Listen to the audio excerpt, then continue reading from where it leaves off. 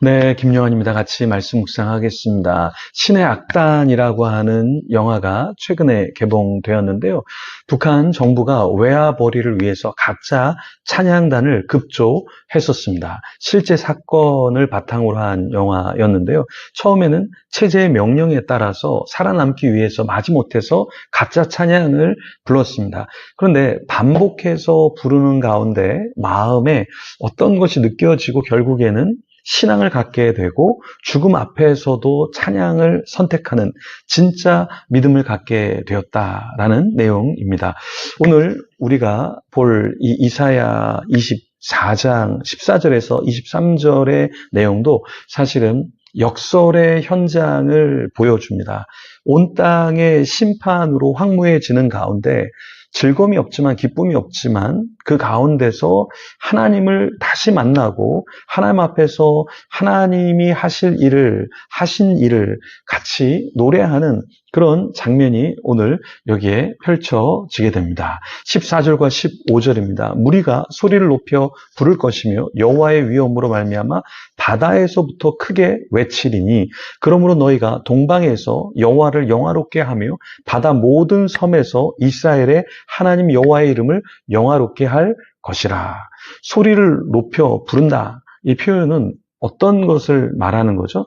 절망 가운데 있는 자들이 다시금 하나님을 기억하고 그 위엄을 상기하면서 회복의 고백으로 노래를 부른다라는 거예요. 그런데 그 노래를 그냥 낮은 소리로 굉장히 불쌍하게 연민에 빠져서 부르는 것이 아니라 소리를 높여서 그 하나님이 하시는 일, 그 역사를 기대하면서 찬양하고 있다라는 것입니다. 여러분, 우리가 신앙이 있다라는 것은 무엇일까요? 믿음이 있다라는 것은 무엇일까요? 반드시 그건 될 거야. 그 확신이 있기 때문에 환경이 어떠하든 간에 주저하지 않는 거죠. 예를 들어서 제가 개척을 했는데요. 개척 초기에 내가 개척을 했는데 나는 안 될 거야. 하나님이 안 도와주실 거야. 그리고 우리 품는 교회는 아무 일도 못할 거야. 저주받은 교회일 거야. 이런 믿음이 있다면 아주 불행하고 얼굴이 굉장히 수심에 가득 차 있겠죠. 그런데 저는 개척하면서 그렇게 두렵거나 염려하거나 비참하지 않았습니다. 물론 지금도 그렇고요. 또 왜 그럴 수 있냐면 하나님이 우리 속에서 행하실 일, 그 일이 반드시 일어날 수 있다라는 것입니다. 어떤 어려움이 있어요. 예를 들어서 재정이 마이너스가 나요. 관계가 깨졌어요. 몸에 굉장히 질병이 있어요. 그 가운데서 나는 질병이 있구나. 나는 관계도 안 되고 나는 재정도 안 되고 나는 뭘 해도 안 되는구나 라고 하면 하나님을 찬양할 수 없죠. 그런데 아니야. 역사는 일어날 거야. 하나님께서 하실 거야. 기다려야지. 사실은 가장 어려운 게 뭐냐면 인내예요. 신앙에서 인내. 그렇죠? 자녀가 없는데 1년, 2년, 3년, 4년 기다리는 거 너무 어려워요. 그렇죠? 내가 능력이 없는데 내가 뭘 할 수 있겠어. 그렇지만 하나님이 어떻게 기가 막히게 나의 삶을 통해서 하나님의 능력을 드러낼까? 이런 믿음이 있는 사람이 죽지 않아요.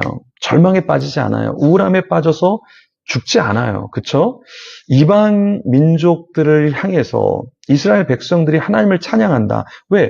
이방 민족들은 너네 신은 너네를 못 도와줘. 너네는 저주받은 그런 민족이야 라고 했을 거예요. 그런데 이스라엘이 하나님을 힘있게 소리 높여서 찬양했다라는 것입니다.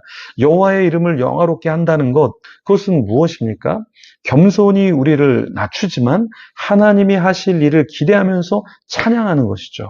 여러분, 교회 와서 찬양할 때 기쁘십니까? 교회 와서 기도할 때 기쁘십니까? 혹은 여러분 길을 가면서 여러분의 인생을 생각할 때 기대감이 있습니까? 네? 그 기대감, 범죄한 자임에도 불구하고 징계를 멈추시고 회복하실 그 하나님을 찬양하는 것이죠. 16절에 이렇게 이야기합니다. 땅 끝에서부터 노래하는 소리가 우리에게 들리기를 의로우신 이에게 영광을 돌리세 하도다. 그러나 나는 이르기를 나는 쇠잔하였으니 내게 화가 있도다. 배신자들은 배신하고 배신자들이 크게 배신하였도다. 의로우신 이에게 영광을 돌리자 이렇게 고백을 합니다. 그런데 동시에 여전히 어떤 상황 가운데 있습니까? 나는 쇠잔하다라고 이야기하고 있어요. 이것은 무엇이냐면 아직은 다 회복된 것이 아니에요. 아직은 다 모든 것을 가진 그런 상태는 아니에요. 그럼에도 불구하고 하나님을 찬양하는 것이 마땅하다라는 거죠. 배신자들은 배신하고 또 다른 배신자들이 크게 또다시 배신한다라고 이야기하고 있어요. 그러니까 인생의 덧없음을 다 알고 있어요. 그렇지만 그 가운데서 나는 하나님을 바라보면서 하나님이 하실 일을 기대하면서 나간다라는 것입니다. 그러니까 우리가 신앙을 갖는다라고 할 때 하나님을 믿으면 모든 게 다 해결될 것 같아요. 그러니까 기도만 하면 병이 나을 것 같고 기도만 하면 뭔가 천사가 쫙 나타나서 나도 좀 도와줄 것 같아요. 수많은 간증자들이 하나님이 기가 막히게 도와주셨어요. 그러니까 나도 기도 조금 하고 어떤 좋은 일을 조금만 하면 하나님이 바로 뭔가 상황을 역전시키실 것 같아요.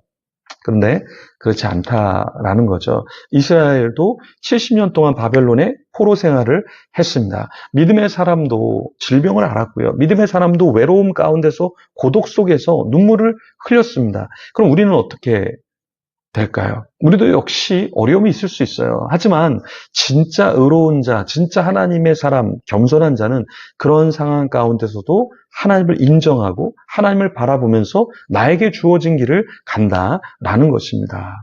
우리 어떤 어려움에 있는지 모르겠습니다. 하지만 하나님이 여러분들을 인내하시고 하나님께서 참아주시고 여러분을 회복시켜주시고 여러분을 통해서 하나님이 간증과 찬양을 받으실 줄 믿습니다. 기도하겠습니다. 하나님 감사합니다.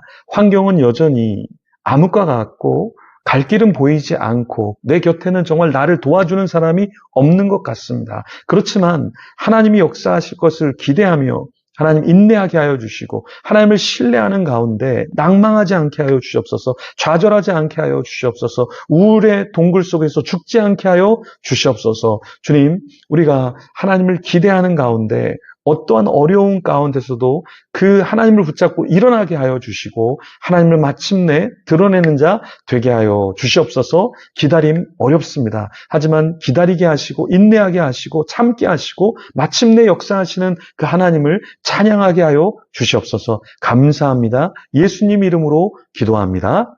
아멘. 우리 기도하며 주님 앞에 나가겠습니다.